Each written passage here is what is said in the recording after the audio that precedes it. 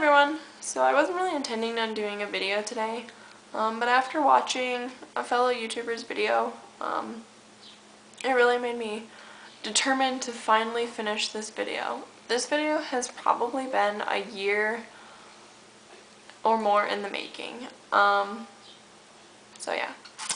And I just wanted to say that this fellow YouTuber is probably the strongest woman I have never met before. I haven't met her, but we've been following each other for quite a while. She's been following me for over a year now, and I've been following her since she first started making videos on here. And yeah, so Angela Lalin, you are the strongest woman. And after watching your video today, you really inspired me to finish this video, even if it still is really hard for me, just to do it. So, thank you, and I really hope that, you and Joe can get what you want in the next year. I hope that you guys can get your baby. But thank you. So I'm not sure if many of you know, or maybe you do or not, but last year in July I had a miscarriage. People still watch those 2 videos that are the closest to it, well, 3 videos. And I still get so many comments and emails and messages and all that jazz about them or about other women going through the same thing. So I kind of wanted to put a younger face to it, I guess, and just kind of say my story. I've been meaning to for the past year. I mean, you can see previous comments from me on those videos of I will do a video at some point on this, and I haven't yet, and I think it's about time. So last July I had a miscarriage. It was probably, no, it was the hardest thing I have ever been through in my shorter lifespan, or lifetime. Hardest thing ever. Let's see. We only knew I was pregnant for 2 weeks before it happened, and the week before, that whole week, my days were basically consumed with looking at things about miscarriages. So I think in the back of my mind, my body knew it wasn't going to bring a baby to full term at that point. I think my body knew the baby wasn't going to actually become a baby, I guess. I'm not really sure how to describe it. I mean, I think something beyond my control just kind of knew. It was preparing me, I think, mentally for it, but it could never have prepared me emotionally for how you feel when a doctor tells you after like multiple ultrasounds, I don't see anything.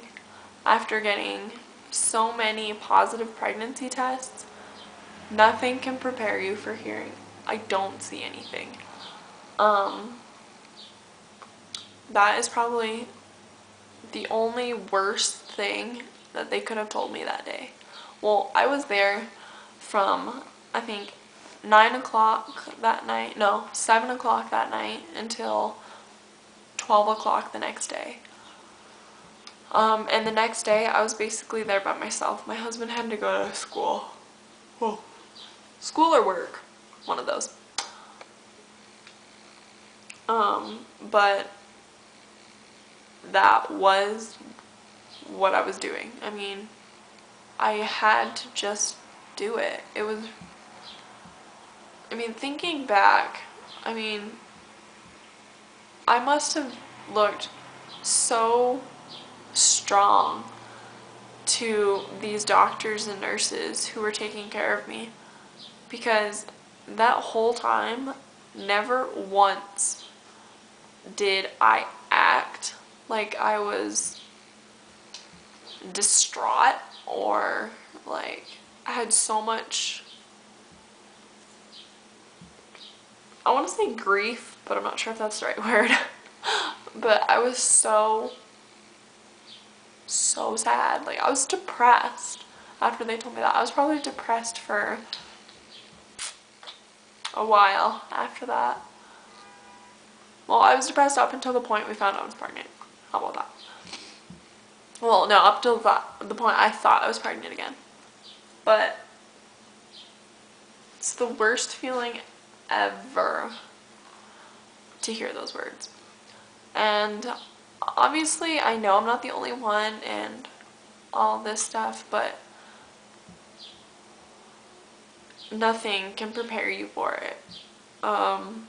After that, the day I went home, or when I finally got home, I had to call a friend to come get me. And he loved this guy. I mean, he is amazing. He basically dropped whatever he was doing that day, or at that time, to come and get me, and make me feel better. And even after, like, found out I was pregnant with her, even after that, I mean, he's still a really amazing friend. Like, love this guy to death. So anyway, I just kind of got off track really there. But yeah, that time after I got home, like, I broke down. I don't think I was at a lower point up until I broke down. My husband didn't come home until like midnight that night. He was, like I said, no, he was in field session. His college where he went, during the summer they have like field sessions for engineers where you basically do real work, like real world stuff, like from the time the sun is up until the time like it's midnight. So he was there until like midnight that night. But anyway, so I basically was at my lowest point. I didn't eat, I didn't sleep, I pretty much cried. So for 2 days basically, my eyes were so swollen and puffy from crying so much that my head hurt so bad. I could barely like open my eyes enough to actually see things. Like, it was that bad. I never told anyone how I felt. I didn't want to talk to anyone. I didn't want to see anyone. I didn't want to do anything. I don't think I ate for the next like 2 days after we found out about the miscarriage. I just didn't want to eat. I didn't think I would be able to make it, like, in general, I guess. I didn't think I'd be able to survive not, you know, knowing that I wasn't going to have a baby that March, or that following March. This March? Yeah, anyway. Like I said, I get so off topic. But that was probably the hardest thing for me. Just knowing that I wasn't going to have a baby at that point. But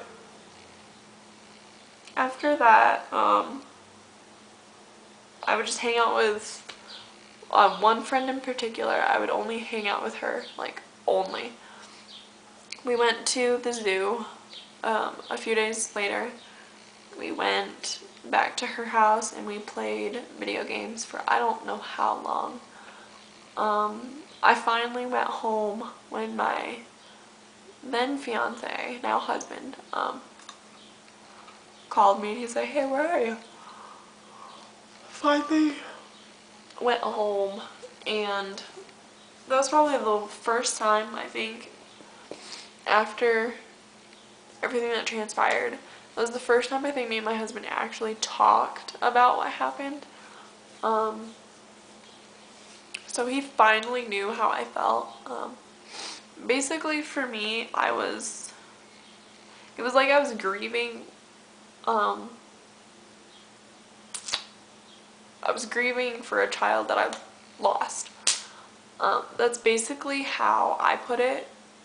That's probably how a lot of women would put it. You're grieving a lost child. So I was grieving. I was very upset. I was kind of emotionally unstable at that point. Like, anything is sad, at a drop of a hat, I would start bawling and crying. I would go sit in the room by myself. I didn't want to talk to anyone, didn't want to see anyone. Basically, that happened up until I think I was in the second trimester of my pregnancy with my daughter. So for a good, like, 16 or more weeks, I was emotionally unstable. It's still really hard to know that right now I could have had another child. Obviously if we wouldn't have lost Taylor, we wouldn't have Lexi. And I couldn't imagine that either. But everything that has happened this past year or more, I mean, it's probably been like 13 months now, almost 14. Knowing that, this whole 13, 14 months, I've still been kind of emotionally unstable. I'm still on a roller coaster of emotions. I'm still grieving the loss of Taylor. Obviously, obviously not so much now grieving because I have a little one to look after. But me and my husband both wish that we could have both here.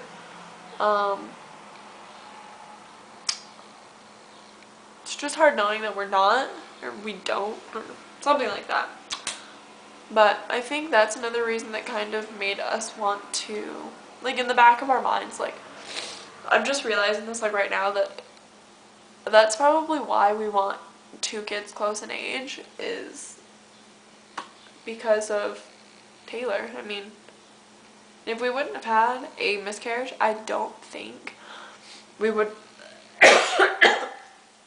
excuse me, I don't think we would have had the idea of having 2 kids close together. But anyway, yeah, there's so many emotions that go along with having a miscarriage that if you haven't had one, there's no way you could know how anyone who has feels.